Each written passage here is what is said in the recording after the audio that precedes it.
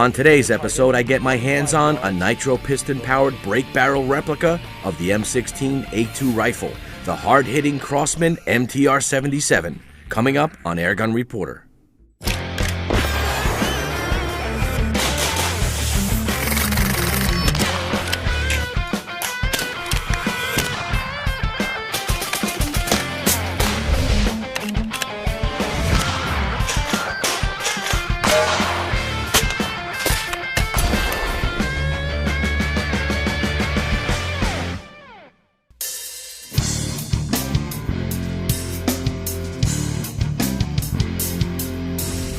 At a distance, the MTR77 is pretty much indistinguishable from an authentic M16 A2 rifle.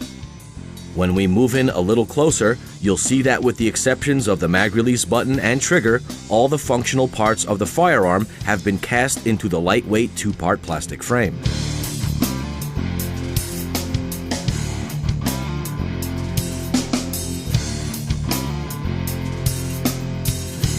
The MTR77 is available in two versions. The one I'll be testing came with a 4x32 center point scope. The other comes with a removable carry handle and adjustable sights. The rear Picatinny rail is made from steel and is screwed to the top of the action. The front rail is molded into the sleeve that covers the .177 caliber barrel. The false magazine is removable and has a sliding door at the top, presumably for storing pellets. To my surprise, there's no rubber recoil pad on the stock. For all the airguns I've seen that have one and don't really need it, I'm curious why this was not designed into such a powerful brake barrel.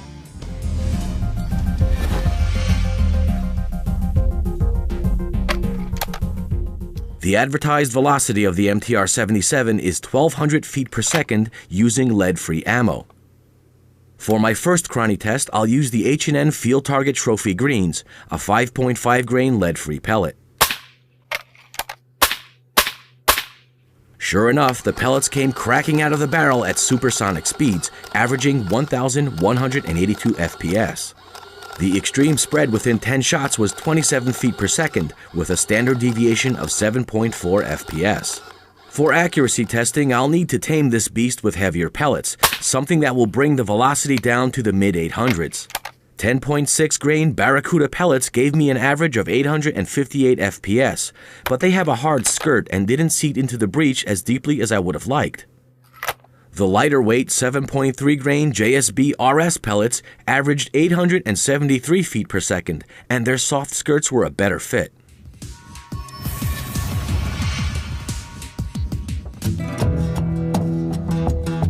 I mounted the center point scope that was included with the rifle and set my Crosman critter targets out to 25 yards. Finding just the right pellet for a new airgun takes research and practice with a hint of experience thrown in. I was curious how the Barracuda pellets would shoot, so I tried them out first.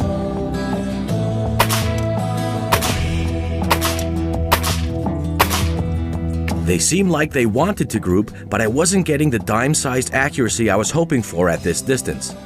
I switched to the JSB RS pellets, and yet again, I could not shrink the groups. I've never shot a brake barrel built into an M16 style frame before, so I thought perhaps I had to modify my hold. I put the stock snug against my shoulder and gripped the handguard tight instead of letting it rest on my open palm.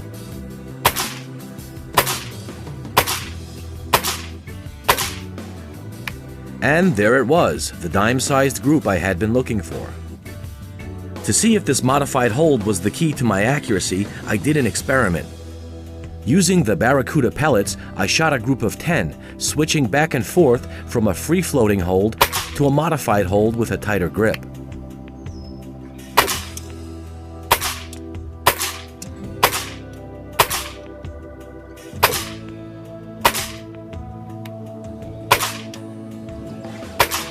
After that, I was convinced that the MTR77 wants to be held similar to its firearm counterpart.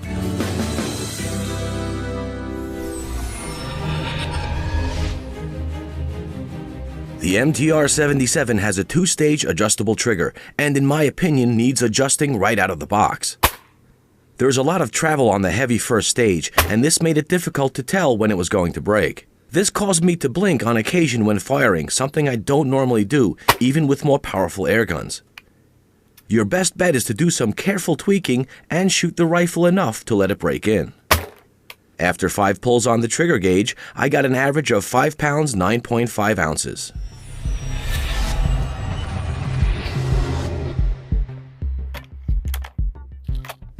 In my test, I got a high decibel reading of 95.6. I would call this medium high, and I believe the hollow plastic frame of the MTR77 contributed to this reading. Putting some expandable foam insulation in the buttstock might help quiet the rifle down. All right, I set up a critter target at 25 yards. I'm going to take the kneeling position and use those predator pellets. Let's see how I do.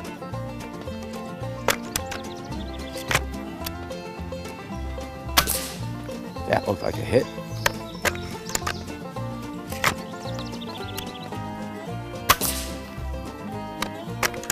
right, one more shot.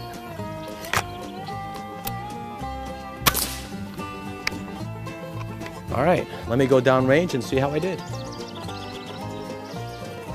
Well, it looks like my downrange camera caught 3 really nice shots just below the ear on this critter target. The MTR77 definitely has the power and the accuracy for hunting critters such as squirrel. According to the specs, it takes about 45 pounds of effort to break open the barrel, and I believe it. You're gonna need strong arms to target shoot with this all day long. At the bench and off camera, the stock slipped off my leg once while cocking it. There simply isn't enough grip on the butt plate, so please be careful. Folks, the MTR77 from Crosman is a lot of fun to shoot and can deliver commendable accuracy with practice and technique.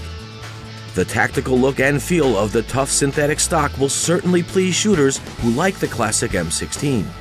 There's also plenty of power at 17 foot-pounds of energy for small game and pest control. The trigger needed adjusting to suit my preference, and if you shoot the rifle enough, it will break in over time.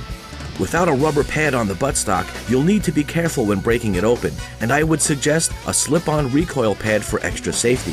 The MTR77 is about as realistic as a break barrel replica can get, and is one of the most unique guns that I've had the pleasure to shoot. Just remember that it does look like the real McCoy at a distance, and I would only shoot it where I could do so safely and discreetly. For Airgun Reporter, my name is Paul Capello. Until next time, shoot safe and have fun. Please remember, folks, air guns are not toys. Even the smallest calibers can cause serious harm if not used properly. And you should never, under any circumstance, point an air gun at another person. Parents, if you teach your children to shoot responsibly, they will have a lifetime of air gun enjoyment.